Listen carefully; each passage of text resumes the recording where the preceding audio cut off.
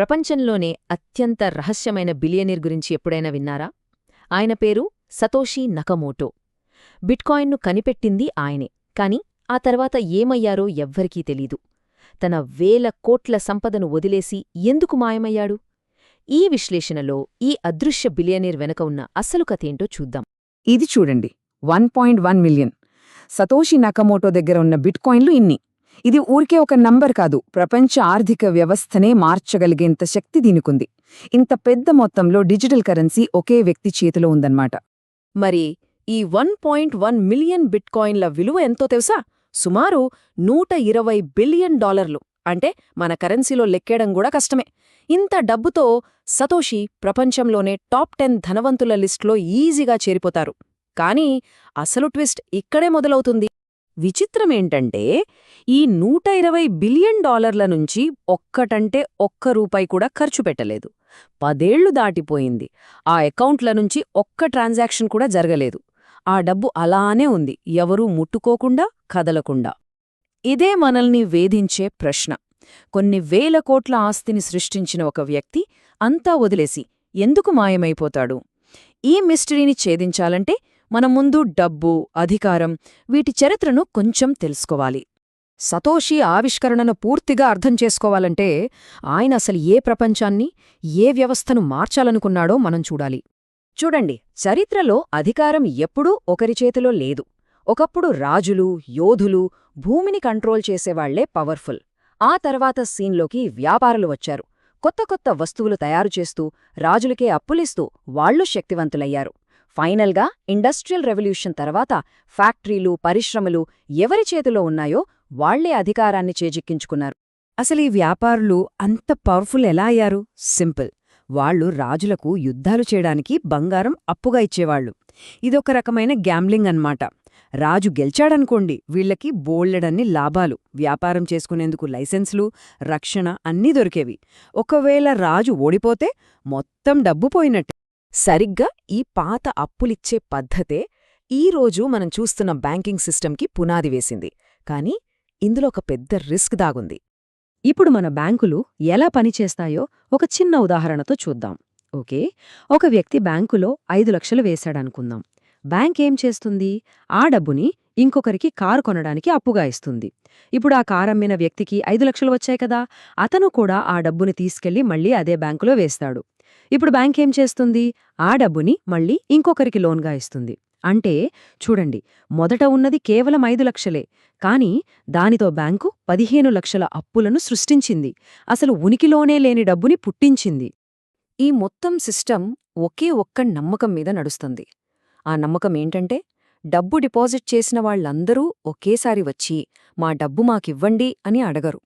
ఇంకా లోన్లు తీసుకున్నవాళ్లు వాటిని తిర్రి కట్టేస్తారు. ఒకవేళ ఏదైనా పెద్ద సంక్షోభమొస్తే అంతే, ఈ సిస్టమ్ మొత్తం కూలిపోతోంది. సరిగ్గా 2008లో అదే జరిగింది. ప్రపంచం మొత్తం చూస్తుండగానే ఆ నమ్మకం ముక్కలైపోయింది. అమెరికా బ్యాంకులు అడ్డూ అదుపూ లేకుండా ఇండ్ల లోన్స్ ఇచ్చేశాయి. లోన్ తిరిగి కట్టగలరా లేదా అని కూడా చూడకుండా ఇచ్చేశాయి. ఆ తర్వాత అసలు కథ మొదలైంది. ఇలాంటి రిస్క్ ఉన్న లోన్లన్నిటినీ కలిపి ఇవి చాలా సేఫ్ ఇన్వెస్ట్మెంట్స్ అని చెప్పి వేరే వాళ్లకు అమ్మేశాయి. తిరిగి కట్టలేని అప్పులమీద ఒక పెద్ద ఆర్థిక బుడగను సృష్టించారు. ఈ సంక్షోభం ఎంత దారుణంగా ఉందంటే, ఒక్క అమెరికాలోనే దాదాపు 10 మిలియన్ల మంది తమ సొంత ఇళ్లను కోల్పోయారు. ఆలోచించండి, సమస్యను సృష్టించింది పెద్ద పెద్ద బ్యాంకులు, కాని దాని ఫలితాన్ని అనుభవించింది మాత్రం సామాన్య ప్రజలు. ఒక్క మాటలో చెప్పాలంటే, శక్తి ఉన్నవాళ్లు సమస్యను సృష్టించారు, కాని ఏ శక్తి లేనివాళ్లు దాని మూల్యం చెల్లించారు. ఈ వైఫల్యానికి కారణమైన వాళ్లకి ఏమీ కాలేదు, కాని మధ్యతరగతి ప్రజల జీవితాలు తలక్రిందులయ్యాయి. సరిగ్గా ఈ ఆర్థిక సంక్షోభం బూడిదిలో నుంచే సతోషి నకమోటో బిట్కాయిన్ను సృష్టించాడు. ఆ కుప్పకూలిన వ్యవస్థకు ఇది ఒక సూటి సమాధానం. పాత సిస్టంకి, బిట్కాయిన్కి తేడా ఏంటో చూడండి. పాత సిస్టంని ప్రభుత్వాలు, బ్యాంకులు కంట్రోల్ చేస్తాయి. కాని బిట్కాయిన్కి ఓనర్ అంటూ ఎవ్వరూ లేరు. ప్రభుత్వాలు కావాలంటే ఎంత డబ్బైనా ప్రింట్ చేయగలవు. కాని బిట్కాయిన్లు మొత్తం కలిపి 21 మిలియన్లు మాత్రమే ఉంటాయి. ఒక్కటి కూడా ఎక్కువ ఉండదు. పాత లావాదేవీలు రహస్యం, కాని బిట్కాయిన్ లావాదేవీలు పబ్లిక్, ఎవరైనా చూడొచ్చు. సతోషి ఎలాంటి వ్యవస్థను సృష్టించాడంటే అక్కడ ఎవరూ తమకు ఇష్టమొచ్చినట్టు డబ్బును ప్రింట్ చేయలేరు, దాని సప్లైని మార్చలేరు, లేదా ఒకరి ట్రాన్సాక్షన్ని ఆపలేరు. పూర్తి స్వేచ్ఛ. సరే, అంతా బానే ఉంది. కానీ మనం మొదలుపెట్టిన ప్రశ్నకు మళ్ళీ వద్దాం. ఇంత గొప్పదాన్ని కనిపెట్టిన ఆ వ్యక్తి ఎందుకు మాయమవ్వాలి? సతోషికి తెలుసు తను ప్రపంచంలోనే అత్యంత శక్తివంతమైన సంస్థలైన బ్యాంకులని, ప్రభుత్వాలని ఢీకొంటున్నాడని. అది చాలా ప్రమాదకరమైన పని. ఇలాంటి టైంలో తన ఐడెంటిటీని బయటపెడితే అది ఆత్మహత్యతో సమానం. వాళ్లు ఆయన్ని నిశ్శబ్దం చేయడానికి ఏమైనా చేసేవారు. డిసెంబర్ 12, 2010 సతోషి ఆన్లైన్లో తన చివరి మెసేజ్ పెట్టాడు. సింపుల్గా, నేను వేరే పనుల్లోకి వెళ్ళిపోయాను అని చెప్పి. మళ్ళీ ఎప్పటికీ కనుపడలేదు. ఇక్కడే ఉంది అస్సలైన మేధస్సు. బిట్కాయిన్ ముఖ్య ఉద్దేశ్యమేంటి? డీసెంట్రలైజేషన్.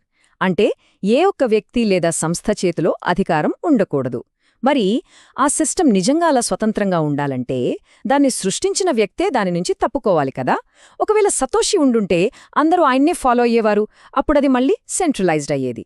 అందుకే సతోషి మాయం అవడమనేది బిట్కాయిన్ డిజైన్లో చివరి అత్యంత ముఖ్యమైన భాగం.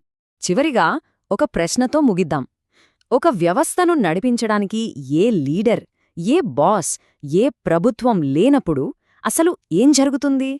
ఇదే బిట్కాయిన్ ప్రపంచాన్ని అడుగుతున్న అతిపెద్ద ప్రశ్న. దీనికి దొరికే సమాధానమే బహుశా మన భవిష్యత్తును నిర్ణయించొచ్చు.